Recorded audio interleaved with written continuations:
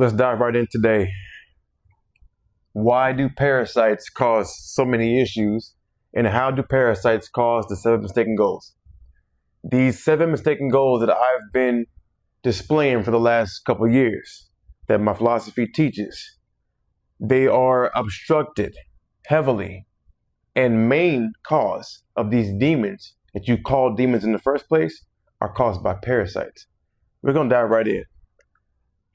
As a refresher course, the 7 mistaken goals are as follows. At the chakra of the crown, the first one is going to be approval seeking. The second one's going to be competition versus community. The third one's going to be proving superiority. The fourth one is going to be displaying inadequacy. The fifth is going to be, at the solar plexus, is going to be revenge. The sixth is going to be power struggle. And at the bottom, at the root chakra, it's going to be attention seeking. Now listen up. You're going to understand that your diet has an effect on your overall health, your overall well-being. Everything that you can sense in the world has an effect. And parasites are a direct obstruction. And I mean direct. Now listen, I'll give you some background on me. I'm Fidelis Noka II, the founder and CEO of the Alkalign Lifestyle. What I used to struggle with was ringworms in my head. I used to be sick all the time. I had, I was vaccinated, I'm sure, multiple times when I was younger. And we all know what vaccines do to an infant or a young child, and any adult that takes a vaccine. Also, I had mononucleosis. I had measles. I think I had chicken pox, whatever they want to call it. I had plenty of parasites. My body was very acidic. I was very acidic. And what happened to me was I did not understand that parasites were the ones that were functioning within my body, causing me to crave things, to eat things, also stealing my nutrients, robbing me of my energy, mainly of my oxygen. And it was causing my functions not to function properly. Okay? So what causes these 7 mistaken goals? These 7 mistaken goals are direct functions, are direct effects, I'll say, of the chakra organs at each chakra. Your chakras are energy wheels, front to back. They're like round hula hoop wheels that enclose all the organs at that level. Think of it like climbing a ladder.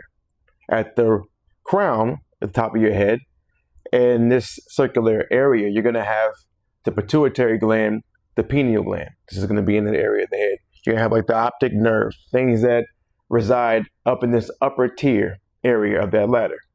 If you keep going down to, say, the throat, thyroid, parathyroid, at the upper chest, which is going to be the heart, you'll have the thymus gland, the lungs. If you keep going down, you'll have, at the gut, you'll have the pancreas, the liver. And keep going down even lower than that, you'll have your reproductive organs. So your ovaries, your testes, also the intestines, small and large. Then if you go all the way out to the bottom, you'll have the perineum. And you'll have the adrenals, because the adrenals cap on top of the kidneys, but they directly affect the bottom root area of the chakra. And that's what keeps you in anxiety, survival mode, fight or flight. These parasites want you to die. They want you to die. They want you to cease to exist. Okay, we're going to talk about how they do this, mainly because they affect each and every aspect of how you function. All right, so let's talk about your mitochondria first. Understand this. Your cells have a supercharged powerhouse, okay, and it's called the mitochondria. What the mitochondria do? What does the mitochondria do? The mitochondria in your cells, they use oxygen. You're breathing constantly all the time. The mitochondria are going to take this oxygen, okay, as a final electron acceptor in what they call the ETC, electron transport chain. And here's what allows electrons that flow through proteins in the inner mitochondrial membrane, okay, it has to be a cycle, a cyclical system that works within your body to produce this energy. Oxygen combines with these electrons and hydrogen ions to form water. You probably did not know this, but you make your own water. You create your own water. Now what happens is somebody's stealing it. Someone's coming in and they're obstructing this process because you have to produce ATP, adenosine triphosphate, that's produced through the mitochondria.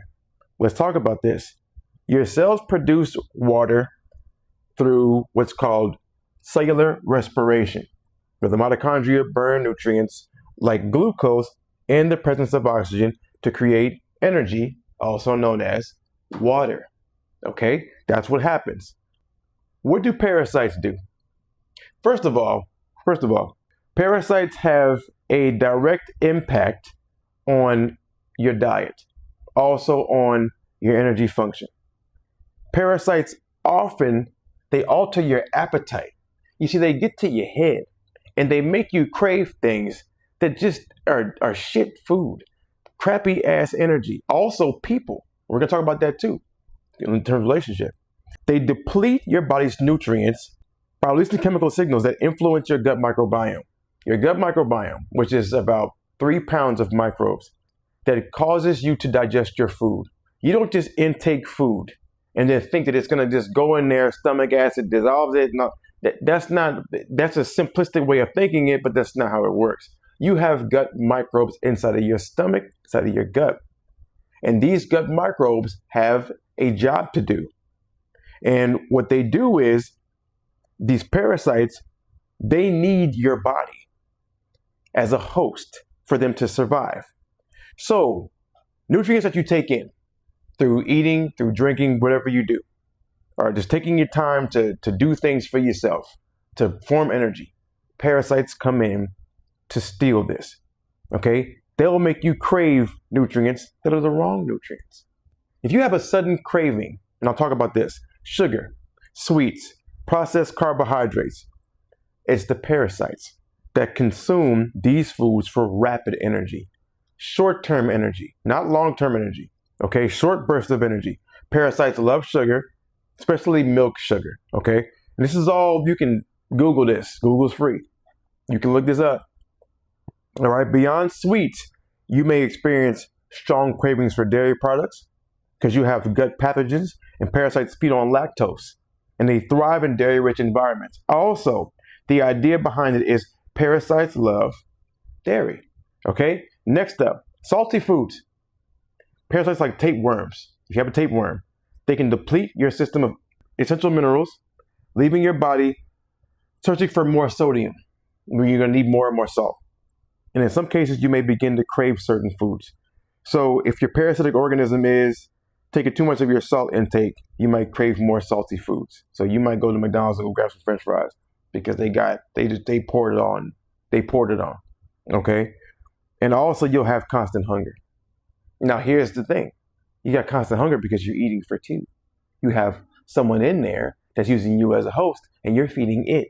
You're not just feeding yourself, okay? So some parasitic infections, such as tapeworms, like I just said, they actively consume a portion of what you eat, which can lead to you never feeling full. Now you have two hormones inside of your body that control your appetite. It's leptin and ghrelin. Leptin says, leave it alone, I am full. Ghrelin says, give me more, I am hungry. When you have a parasite, this obstructs those hormones. So all of a sudden you don't have the signals that come from your brain to say, stop, because you are full, because it's not full. It told your ass to get up to eat some more. So this is where you get a problem, okay? So you may have weight loss. You may have an issue with gaining weight. You may have an issue with putting on muscle, and you're wondering why. What's the problem? Okay, that's a direct effect of what their problem is. We're going to talk about how the mitochondria are going to be affected, not only affected, but how the parasites actually come in to hijack the mitochondria. Okay, this is what they do to mitochondria. And again, I told you, the mitochondria are like the battery chargers for each cell. You have about 1,000 mitochondria per cell, which I believe you have about 5,000 trillion mitochondria inside of your body. The issue when you have parasites, the parasites hijack them for energy.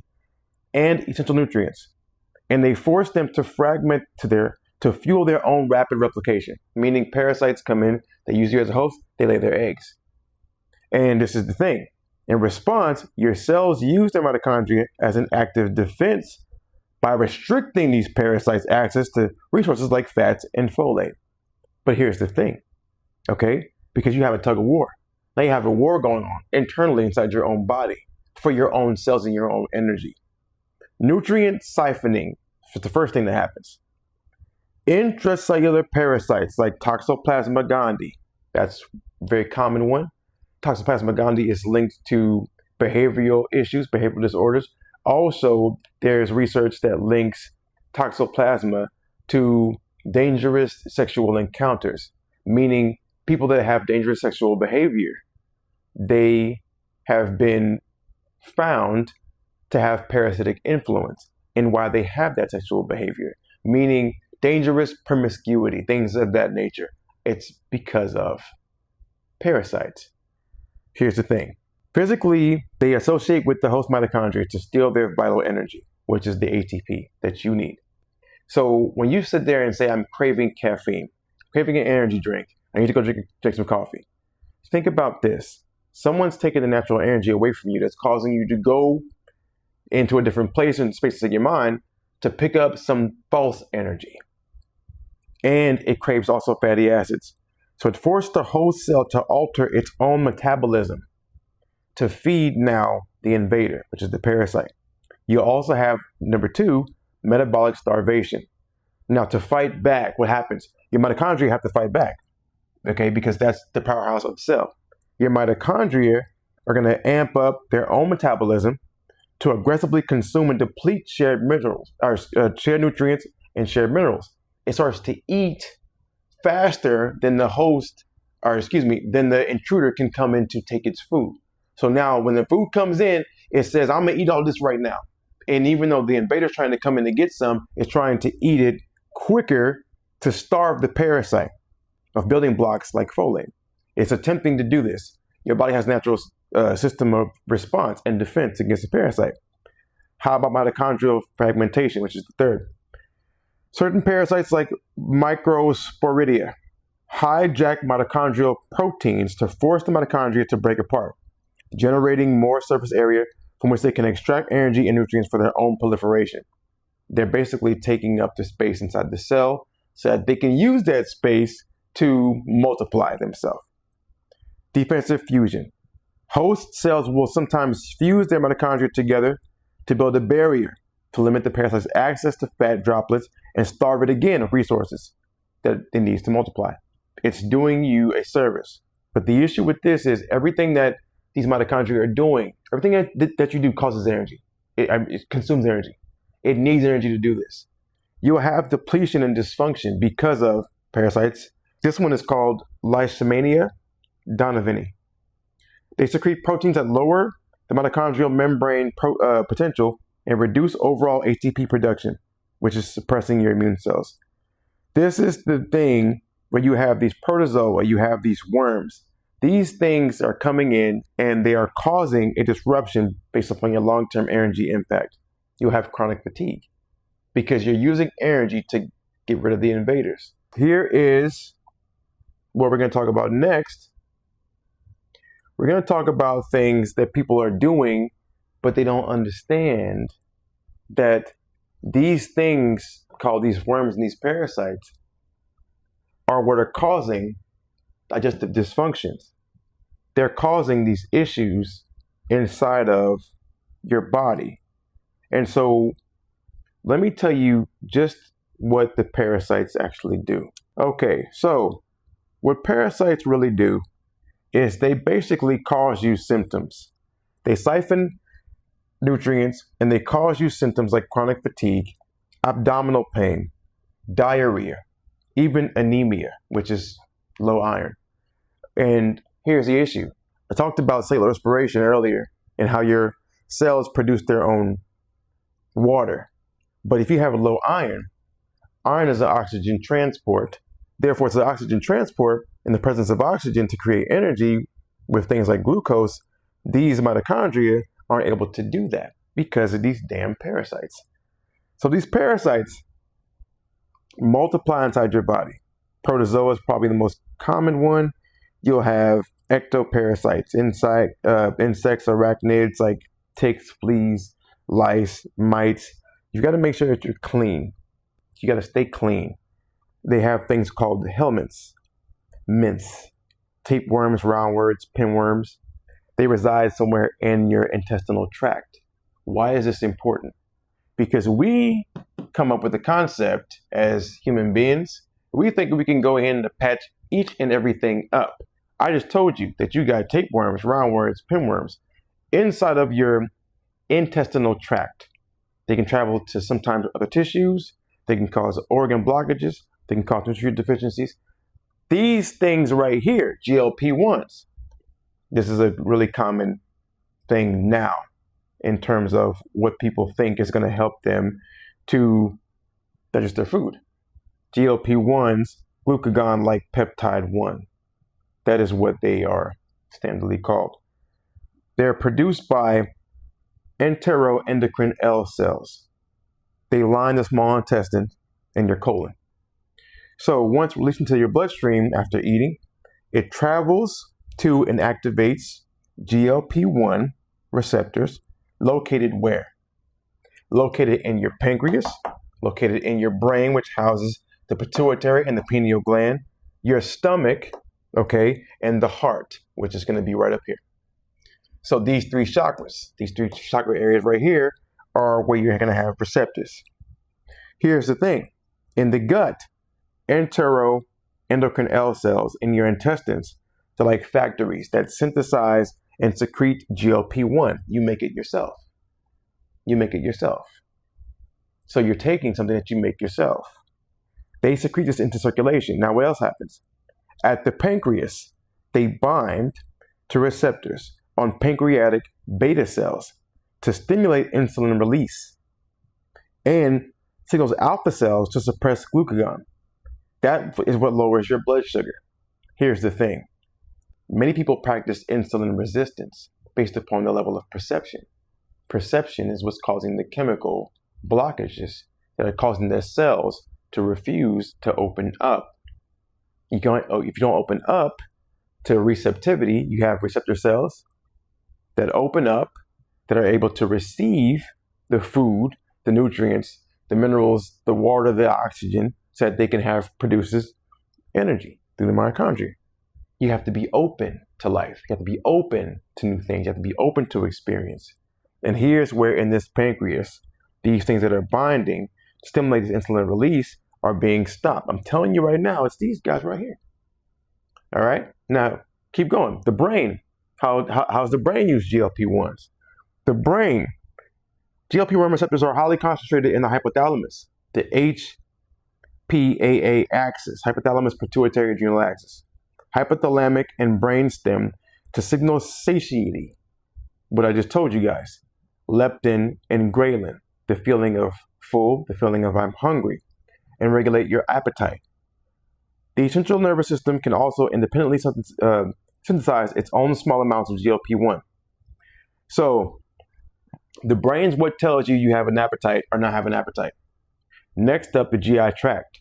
The GI tract acts directly on the stomach to delay gastric emptying, slowing down your digestion. You see, you have a whole system that knows what everybody else is doing. Your body does not communicate one section without the other section knowing what's going on. Okay, everyone knows what's going on at every single moment in time, point, in space. Now, GLP-1 receptors are also found in your heart, your lungs. They're found in the nervous system, and they play a bigger role in metabolic functionality. That's what GLP-1s do. That's just one thing that people have mistaken as an answer, which is not an answer. So these parasites, the effect that these parasites are going to have, not only on these mistaken goals, but because I compare these 7 mistaken goals to your 7 life areas, you're going to realize that in the case of a spiritual place, it's going to have an effect. In the case of a mental place, it'll have an effect. Vocational, family, financial, relationships, even physical, especially physical. Let's talk about relationships. specifically sexual relationships. You can transport parasites sexually, and people do not want to discipline themselves mainly, but they need to. And I'm going to tell you why you need to. Because parasites that cause STIs, sexually transmitted infections, are primarily transported through the exchange of sperm, the exchange of pre-ejaculate and vaginal fluid. This is the thing. You have a parasitic penis, a venomous vagina, because these vaginal fluids, these sperm, and trust me, parasites do more to your sperm than you think. Parasites can kill your sperm. And in that regard, how do they do this? Certain parasites, like, again, Toxoplasma gondii, which is a very common parasite, can infiltrate the male reproductive tract and physically interact with human sperm, destroying them by decapitating the cells and twisting their tails within minutes of exposure. That's what the cells do. What the parasites do to the cells and to the sperm. The parasites are doing this to your sperm. So people say I have a low sperm count. People say I can't produce, or I can't reproduce, or I can't have a little one. Well, somebody's going in and they are damaging and they are disrupting the functions of reproduction through your body, a natural process. Now, it says in laboratory studies, exposure to Toxoplasma gondii led to 22.4% of sperm cells being beheaded in just 5 minutes. Surviving sperm suffered from twisted tails and damaged cell membranes. Chronic inflammation. Parasites that colonize the testes trigger inflammation and immune cell infiltration. This inflammatory environment creates oxidative stress, which further damages sperm production and function. Now, here's the thing. Here's a concept that you're going to understand. Acidity, alkalinity. There's a reason why you need to stay neutral, because the more acidic that you are, the more available you are as a host for parasites. The more acidic that you are, which is a direct correlation to the environment that you have as a whole inside of your blood, what's happening is you have a lack of oxygen when you have acidity. A lack of oxygen, which is going to basically create an environment for the parasites to thrive in, because parasites do not like an oxygenated environment. So therefore, the goal for you is to, again, create a system of oxygenation. This is where oxygen becomes so important. Bodily fluids, okay? So bodily fluids, the microscopic parasites live and swim in seminal fluid, pre-cum, and vaginal secretions. During genital contact, such as vaginal intercourse or vulva-to-vulva touching, these infected fluids are passed between partners. I don't care if you're lesbian, I don't care if you're LGBT or whatever, I don't care what it is. You can pass and you can transport from partner to partner, it doesn't matter. Okay, heterosexual, bisexual, whatever it is, you can pass it from partner to partner. Direct contact, these parasites can easily pass from a penis to a vagina, from a vagina to a penis, or between two vaginas. All right, tissue invasion. It says swimming in fluids. Parasites can physically adhere to and infect the moist lining of the urinary tract and reproductive organs. In men, they typically infect the urethra. In women, they infect the vulva, vagina, or cervix. Okay, so again, in men, they typically infect the urethra. In women, they typically infect the vulva, the vagina, or the cervix. All right, because the parasites do not need to enter the uterus to survive or to spread, ejaculation is not strictly required for transmission. You don't have to ejaculate to transmit this. The mere presence of pre-ejaculate or close skin-to-skin and fluid contact is enough to pass the infection. Whew, man. You have got to get your partnership right. You've got to make sure that you maintain a high level of cleanliness. Okay, let's keep on going. So now we're going to talk about how do parasites affect each one of these sections of your chakras. At the pituitary gland and the pineal gland, parasites do infect this. How do they affect this? At the pituitary and pineal glands, primarily by triggering severe neuroinflammation. They form lesions, they form cysts, directly disrupting the body's natural clock gene expression. You have what's called the suprachiasmatic nucleus that is in line with circadian rhythms. These parasites change and they alter this clock.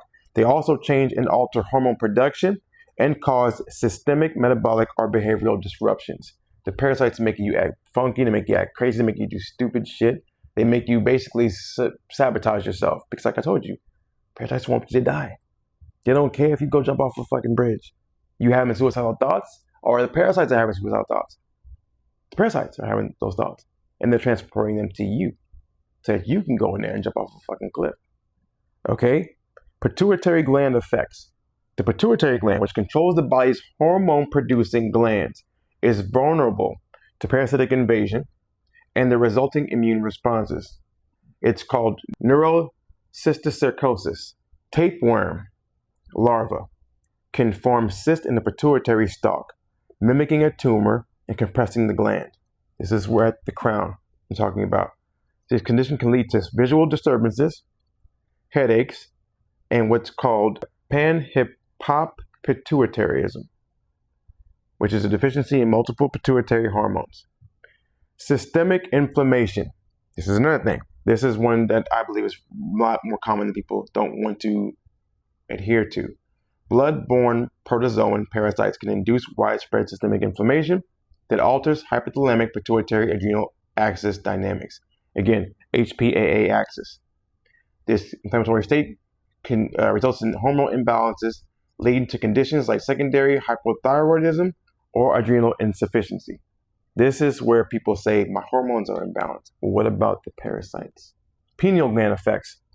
Up next, at third eye. The pineal gland regulates circadian rhythms by synthesizing and secreting melatonin. Parasites interact with this also in different ways. Okay? You have what's called the immune pineal axis. The pineal gland is directly involved in acute inflammatory responses. If you're hurting all day, you're in such pain all the time, your shoulder, your knee, your ankle, your feet, it doesn't matter what it is. If you have these responses, they're involved in this response, and your melatonin production can be halted or disrupted when the body detects parasitic pathogens. You've got to get rid of them. Okay? You also have what's called molecular clock disruption. While the master biological clock in the brain, again, suprachiasmatic nucleus, it may remain unaffected. Chronic parasitic infections can differentially alter clock gene expressions within the pineal gland, disrupting the host's daily circadian rhythms and sleep cycles. This is another thing that we talk about in terms of these glands. So at the crown, at the third eye, that's how your parasites go to effect. So at the thyroid and parathyroid, how do parasites affect these areas at the throat chakra? They cause another autoimmune dysfunction, direct tissue inflammation, physically disrupting hormone absorption. And what's happening is protozoan parasites, for instance, and like Toxoplasma gondii, which I told you again is a very common thing, they can increase the body's likelihood of attacking its own thyroid, triggering hyperthyroidism or Hashimoto's thyroiditis. Parasites. Hormone interference. You can have parasitic worms. Blood flukes. Let's just call them blood flukes. Interfere with thyroid hormone uptake and can cause abnormal elevations in parathyroid hormone-related proteins, leading to hypercalcemia. You also have what's called sick euthyroid syndrome. Severe parasitic diseases like malaria can induce systemic inflammation. This causes the body to alter normal thyroid hormone conversion, resulting in temporary imbalances again. You also have what's called nodule mimicry. Certain benign parasitic thyroid nodules can develop in the lateral neck and cause clinical confusion because their ultrasound and CT imaging can mimic thyroid cancer, but it's just a parasite. So the system that you are experiencing, muscle aches, weight changes, digestive issues, fatigue, these issues should be checked first for for parasitic influence before you think of anything else. So at the heart chakra, let's call the thymus and the lungs.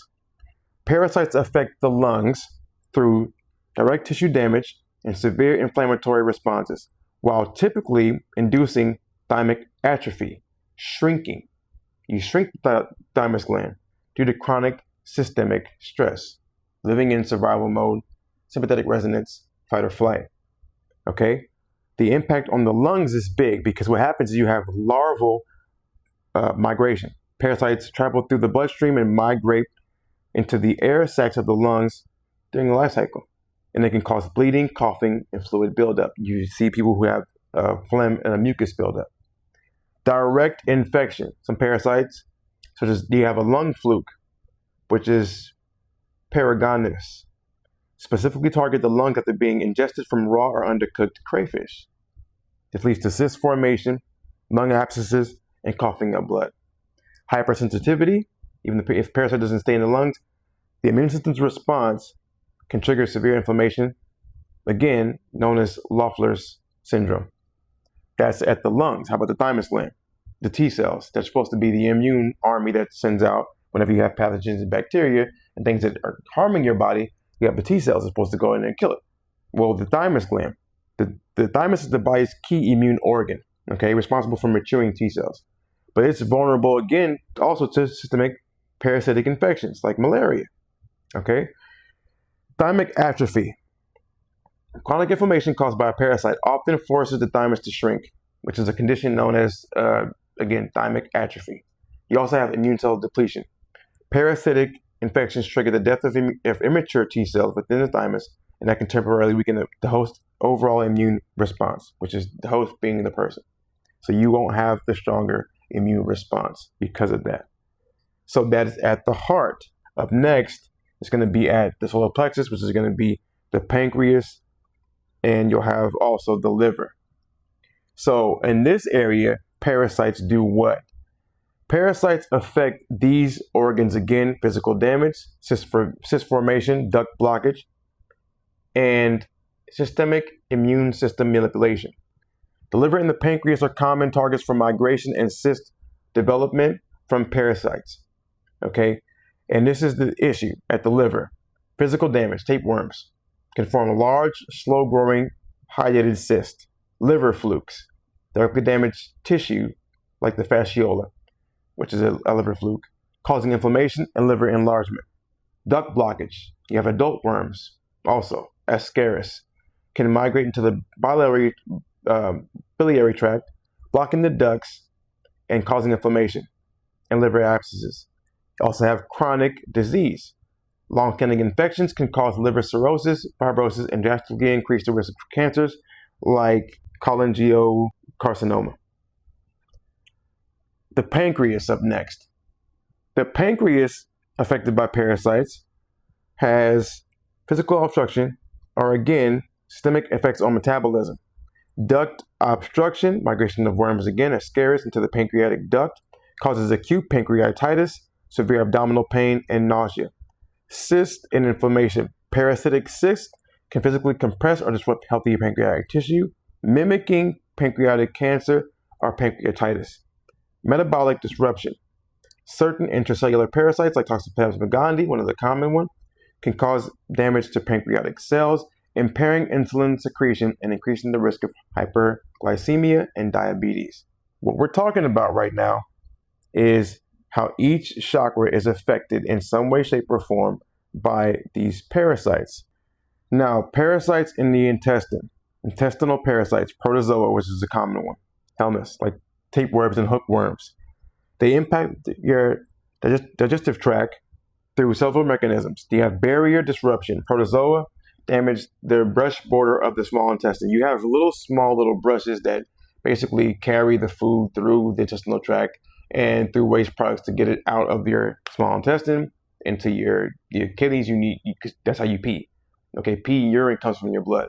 So you're moving this food or this waste material, these things through your intestines, and you have small little like brushes that are just kind of sending it forward for the process of digestion, which is peristalsis.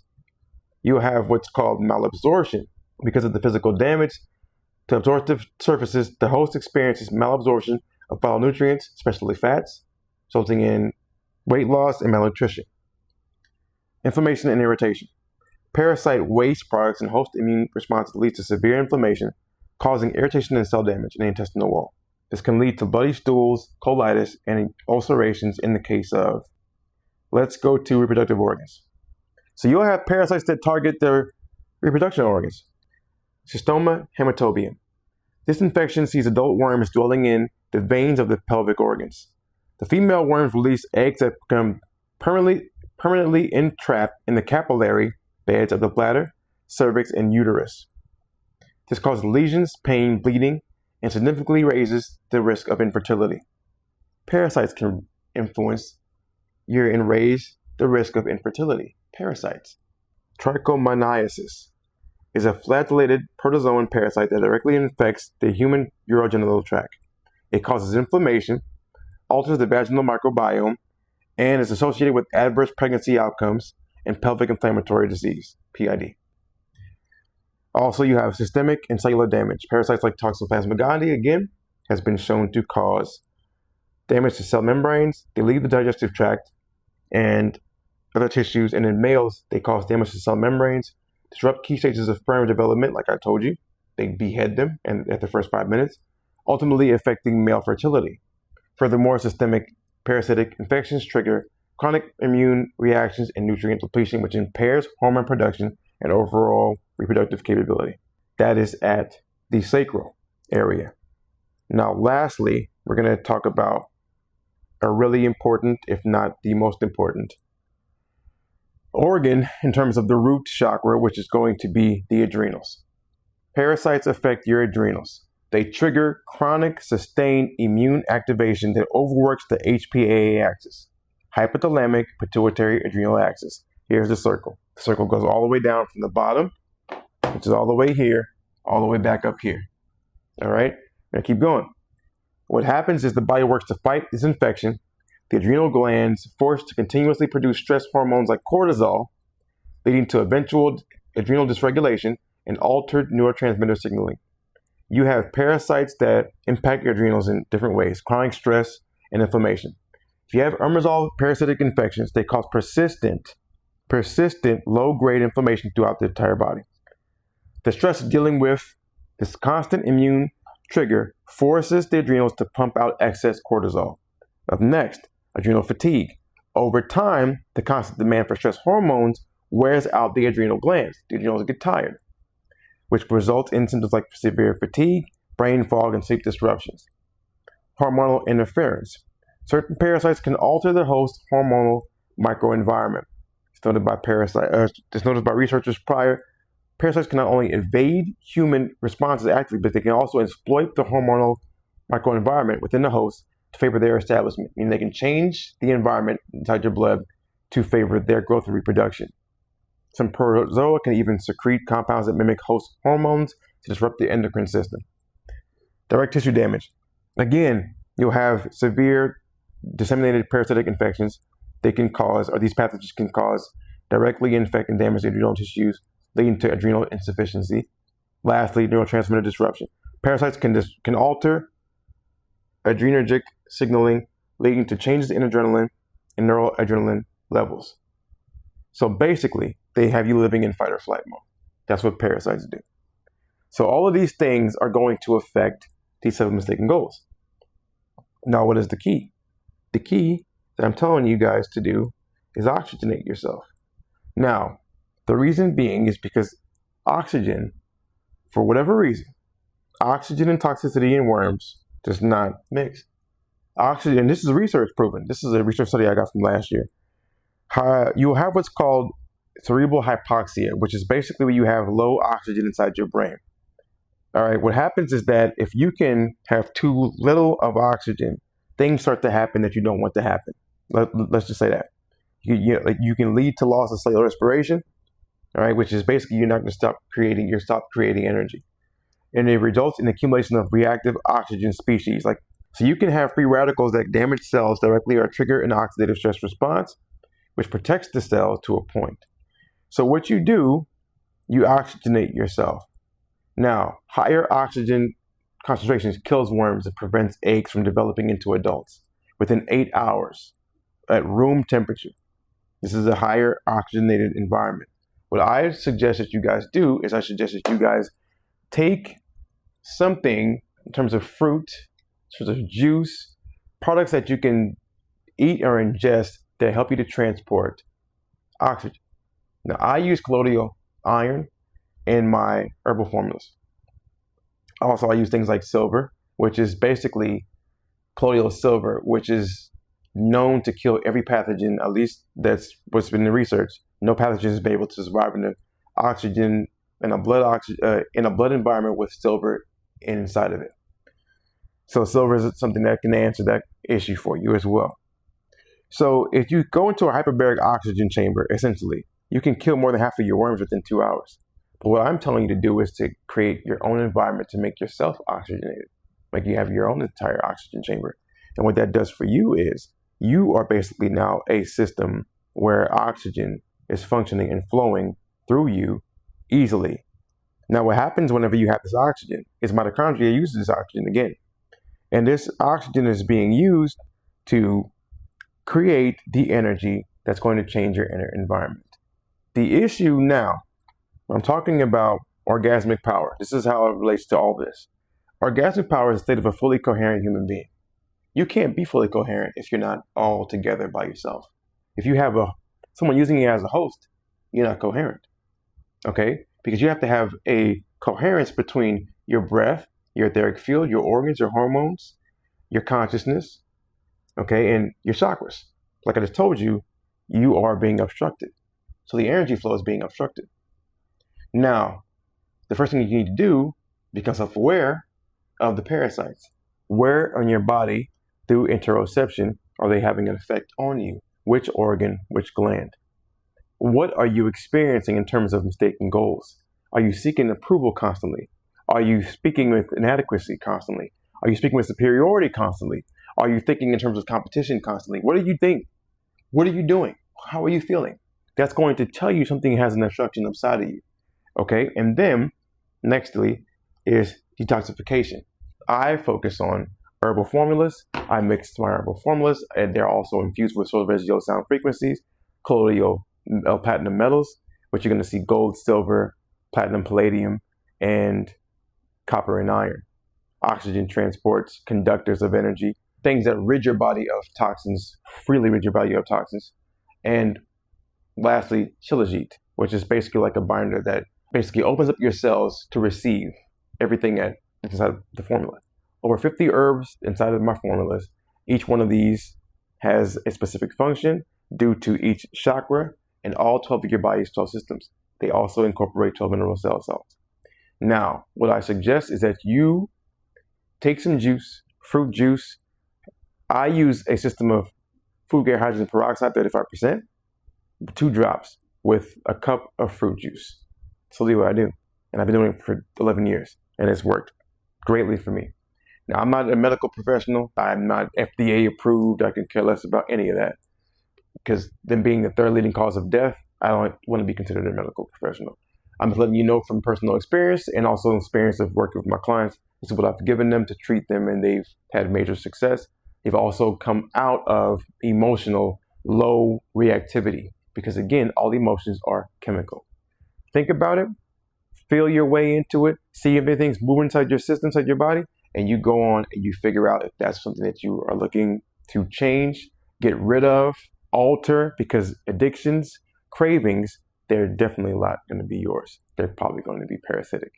Take a look in my bio, and you can see my offerings for my subscription-based model. You can get a bottle every month. You can also get a system of both, Awaken and Replenish, which is the daytime and nighttime formulas at once, whichever one fits your need. And let's get those parasites killed and flushed out of your body. All right. Peace.